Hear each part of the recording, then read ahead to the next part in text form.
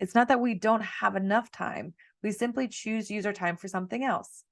Or that particular task that we keep putting off is simply not a priority right now. So instead of deciding, oh, it's because of all of these other people, we decide, no, I made the choice not to do it. That's the essential piece. We have full control over how our days go. Being limitless is knowing your success and your growth are built on a radical belief in yourself. Limitless is honoring your purpose, your health, and impact above all else.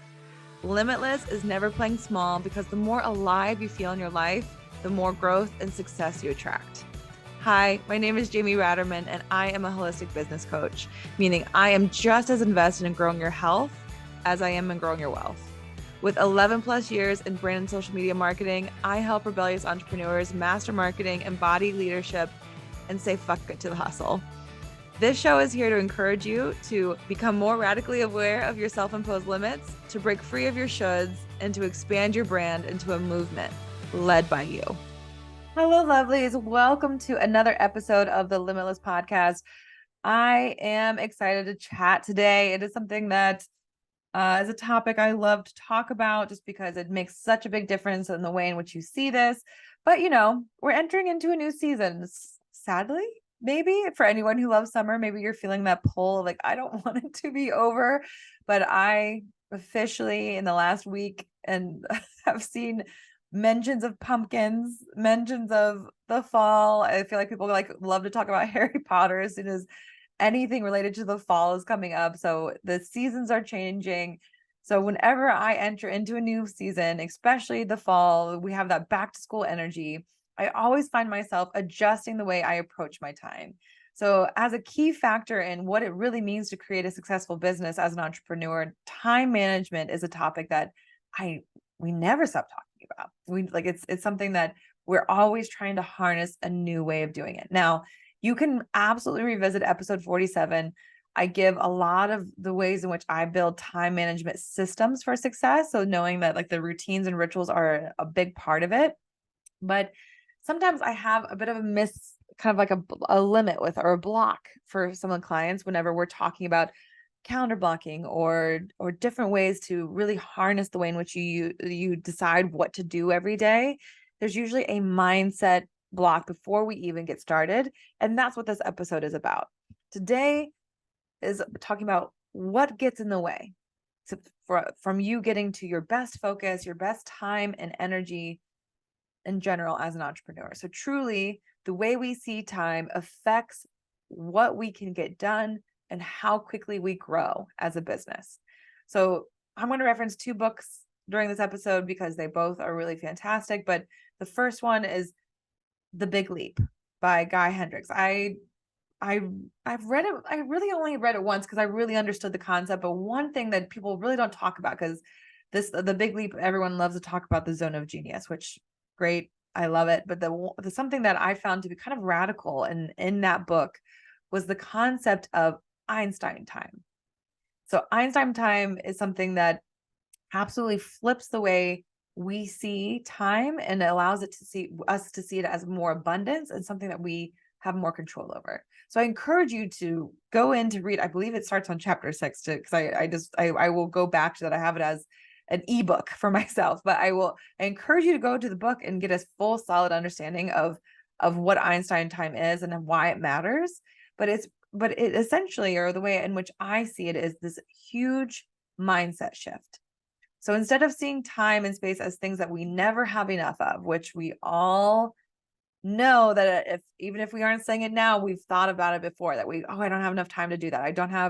I can never get to that, or I'm never able to.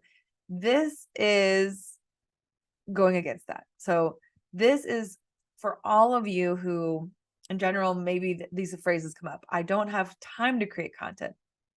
I don't have the space to run a business right now. I don't have time to go for a walk or to make myself a nice meal. Those are all just untrue stories. I know for many of you, like, no, but no, James, I've got things to tell you that there's a reason why. You're going to tell me all of the reasons why, but I'm going to tell you that in this episode, we're going to go straight at it. It's not true. It's not true that you don't have time. If you take the Einstein time approach, it's about fully owning how you spend your time. I'm going to say it again. Einstein time is about taking full ownership about how you spend and use your time. So it's not that we don't have enough time. We simply choose to use our time for something else.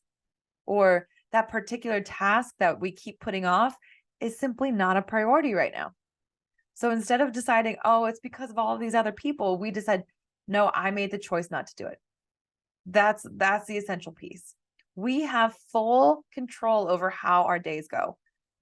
That is a radical statement, but once you embody it, it is so it's like the world looks a little brighter. It looks a little different. It's really allows you to feel more empowered. So we have full control over how our days go. We allow or fill them with the events, the tasks, the routines that are there.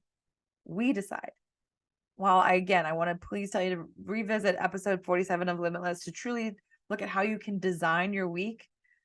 Understand that what I'm getting across here is that if you don't design your week, somebody or something else will.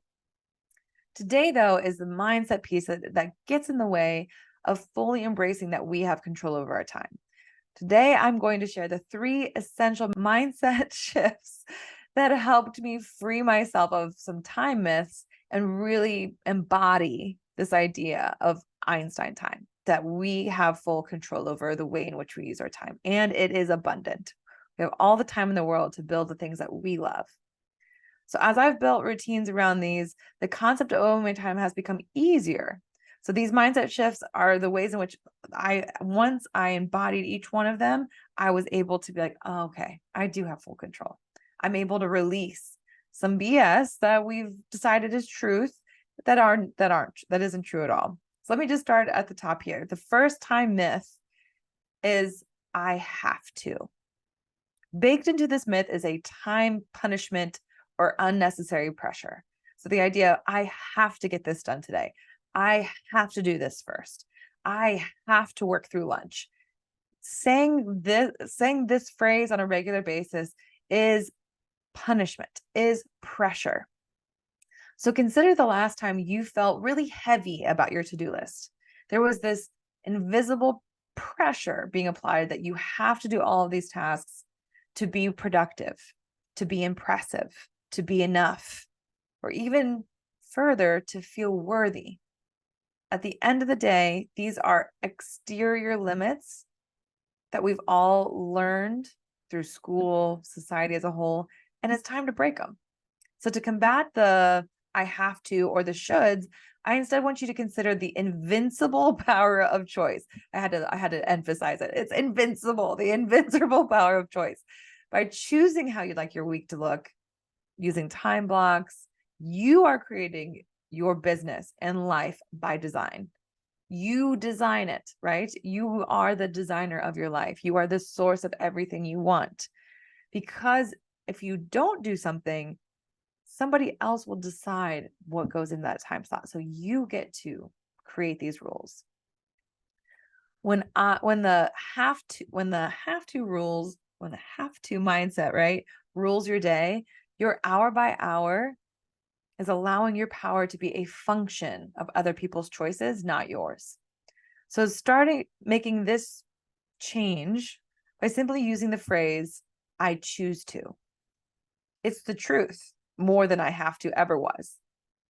I choose to skip my meal today. I choose to answer my emails before getting out of bed. I choose to get a run in the morning before I begin my day. I choose to get focused on my launch for my product before anything else gets addressed that day. I choose. You're pulling your power back. So by simply using this statement, when you are taking your power back, you are leading your time with abundance. You're understanding that our schedules can be filled with what we love, or potentially may start to see how others may be manipulating how you spend your time. So if you are like, I choose to get this work done, and then you have a coworker or a client or your mother calling you in the middle of the day, you choose to answer them. You choose to allow yourself to be disrupted. You choose those things. instead of knowing that like, oh, I had to answer it. It's like, you didn't have to. You are able to create this very sacred space for yourself and allow people to come into your day the way in which you decide. So understand that that's a part of this. Boundaries. I choose to decide when I answer people. I choose to decide how available I am. So let's put an example out there. So if I choose to answer my clients as soon as they need me versus I have to, it puts into perspective that it's not actually on my client's fault that I'm not holding to my boundary. So I will get this often with different clients of mine where they're like, well, I have a really needy client. I have someone who's always peppering me with emails. And it's being able to set the standard of, hey, like I will answer you once to twice a day. If it's like a high ticket client, I will answer you once a week. I will answer like whatever level they're at. You have to one, tell them, but you also have to choose to hold that boundary. So that's a part of this. A second myth is that it is all important. So going back to the true definition of priority, if it's all important, is any of it? If we decide that everything on our lists in our days is important, kind of defeats the purpose of that definition. Priority is putting something first. By believing that all tasks have the same weight to our success, you are going to be pulled in numerous different directions. Now, we are all allowed to be multi-passionate, but trying to be a multitasker is the problem. So instead, we are going to learn a few truths about businesses who've succeeded before, but they used the 80-20 rule. So this idea states that 20% of our efforts produce 80% of our results, meaning the more we focus on what moves the needle in our business, the more success we attract. So something like Southwest Airlines would be something that absolutely use this, where they only focus on the top cities in the United States. That's where their flights go. They're not trying to do any of the little satellite cities. They instead are going to focus on the top cities that they can send people back and forth to, and that was able to build like a lot of wealth for them. They were knowing that even too, the way they did their seating was something that was focusing specifically on people only went for the cost. I don't need to give them the seats. Like there was so much built into that. They focused 20% of their efforts on what produced 80% of the results. Also, I feel like it's always fun when we're talking about business success to throw in Warren Buffett into this. He talks about focusing on 20% of his efforts on the stocks and the processes that build 80% of his results. Same thing. So this is where you want to embody this in some way for your business. So I help clients identify this for themselves. So this can be anything from their zones of genius, but ultimately what I like to give specifically my marketing mastery clients, but also all of my clients, what I call the MMT pyramid. So this is where you're looking at your task list and you're trying to decide, where do I begin? What's the most important thing? And I give this pyramid to show what are your actual money-making tasks. So you can be more decisive of what gets attention first so that you move the needle and you generate wealth by building that brand visibility. So I give it to them so there's no question of what gets to be done first. So when we are debunking that it's all important, we are instead embracing something else. The actual truth here is only a few things really matter. It's not all important. Only a few things actually matter. So I love this shift most whenever I find myself feeling really anxious about all that I have to do in a day. So like while I say that I'm like on top of this time and like how it all works, I have a tendency sometimes to do a brain dump and be like, I want to do it all today. I want to get through all 10 of these tasks. But knowing that like sometimes I will get anxious and then I don't want to do any of it, I will sometimes like bring myself back by using this 80-20 rule. So getting grounded and knowing, okay, what actually must be done. So if I overload my list with 10 things, I will instead use the 80-20 rule, get my MMT on top, and actually focus on 2 to 3 things. So I end up finishing a day or finishing a week, whatever mode I'm using, actually feeling accomplished and knowing that I did enough in my day.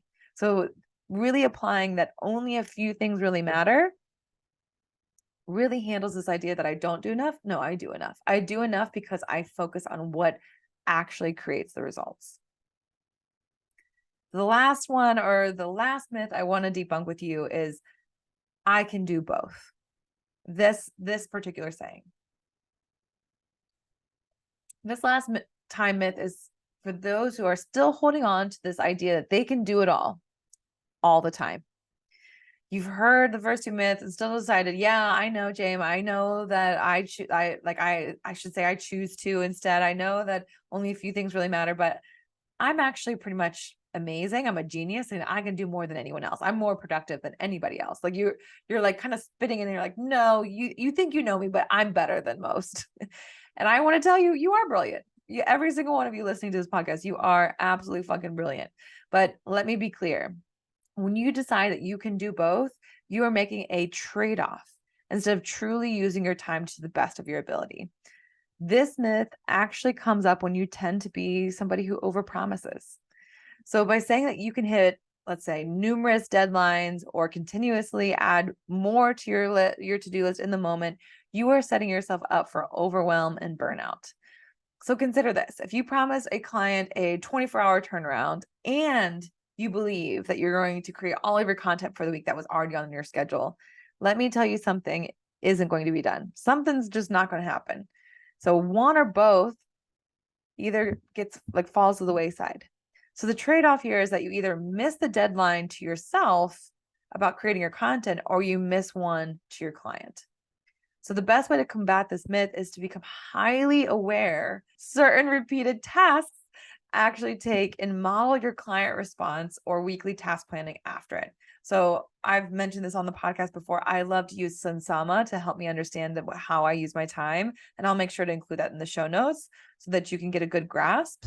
But the essential shift here is to instead embody this idea of I can do anything, because you can, but not everything.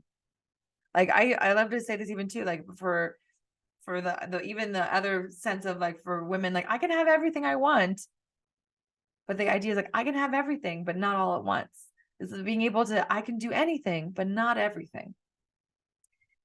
It's all possible, but trying to do it all at once will allow you to believe this lie that you may not be good with time. So if you're like, oh, I can do everything, something's going to fall. It doesn't matter if you're a genius. Something's going to fall. Something's not going to get done well or not get done at all. Okay. So it's about thinking about what you expect of yourself, not about what time did or didn't do for you. This shift is simply really about creating more space than you think you actually need until you find your sweet spot about how it all works. Creating a schedule that truly serves you. It is not trying to prove something. Not trying to prove that you're the best at being productive. This is what this myth or removing this myth from your life is going to do for you. So once I embodied the core truth that I can do anything, but not everything, it became a lot easier to hire a team. I tended to say no, or I would say, you know what, let me get back to you before I answer that. I wouldn't immediately say, yes, of course. I would be like, oh, you need that by tomorrow? Let me double check before I say yes. That would be my approach. Even too, when it came to saying yes to giving time to tasks or to somebody else, it would come after really using my calendar and what my weekly objectives are before I made any promises. So this is something that honestly, this last one took me the most to really get a handle on, but it was something that made a huge difference where I go, I'm actually great with time. Sometimes I fall short of what I expect of myself, what I'm trying to prove. Instead, I go, no, if I really understand how much the time that I need, this gets easier. So many of these mindset shifts came to light for me through reading Essentialism by Greg McKeown. Honestly, I reread that book all the time. It helps me just to stay on track with a lot of these new approaches. But he calls them time fallacies. I call them time myths. They're very they're similar, but the way I see them are a little bit different than what he says. But by all means, I encourage you to read the book. This episode is all about taking your time back because we know that we are the true controllers of how we use our time.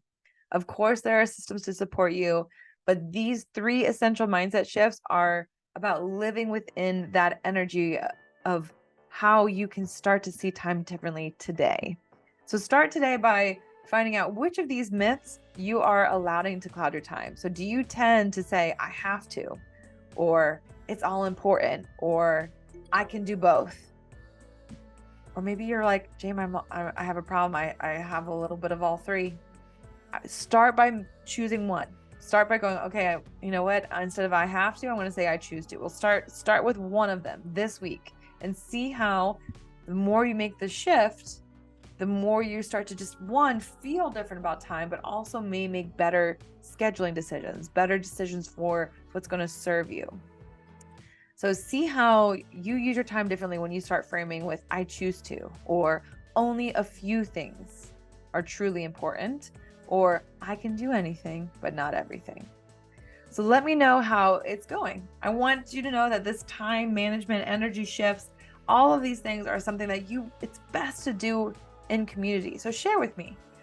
Take a screenshot of this episode from wherever you're listening, whether it's on Apple, Spotify, anywhere in between, and tag me in your Instagram stories. Tell me which one of these time myths that you're going to debunk for yourself. And I can't wait to hear how you are embracing and owning the time that you have in front of you. Until next time, live a little more limitless.